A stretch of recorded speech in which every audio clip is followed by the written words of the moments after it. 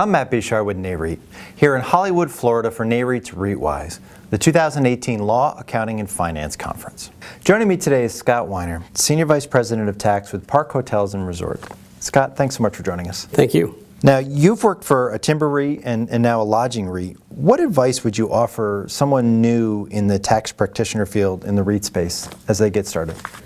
I guess the first thing you think about is everybody believes that REITs don't need much in the way of a tax director, but REITs are more technical, right? The rules are prescribed in the code and you operate in the code, and whether it's in the timber space, which you think is complex, or the hotel space, which I know is complex, or any others, it would be when you sign up to work at a REIT, it's heavy tax.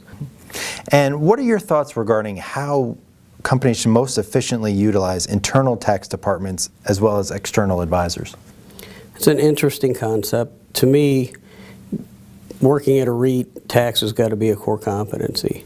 So I think you have to have a good mix of both.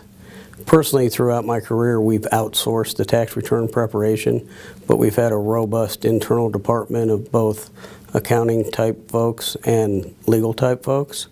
So I think depending on which company you're in, the structure is what you want it to be, but there's got to be a good focus on tax, and you've got to have regular communication with your service providers, whether that's the accounting firms or in the REIT space, the firm that writes your REIT opinion.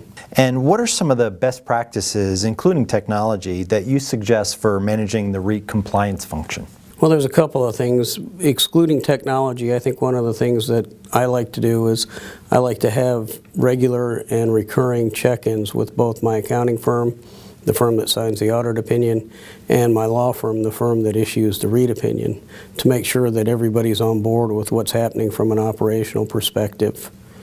From a technology perspective, to the extent that you're doing stuff in-house and you can have software that's automated that can filter through the data and make the computations easier, that's good. From a REIT testing perspective, it's obviously more complex because you've got to get into a different level of detail. So having a data warehouse or having some software that you can use to automate a lot of the analytics is a good thing to do.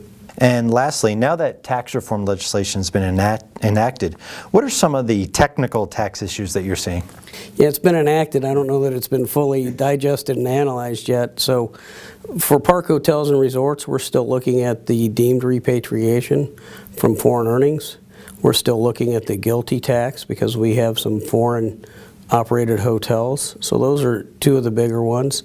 Then you've got the interest limitation that you've got to look at and whether you elect real estate, trade, or business or not. So those are just a few off the top of my head. Scott, thank you so much for joining us. Thank you. For more from REITwise, be sure to visit Nareit's website, REIT.com.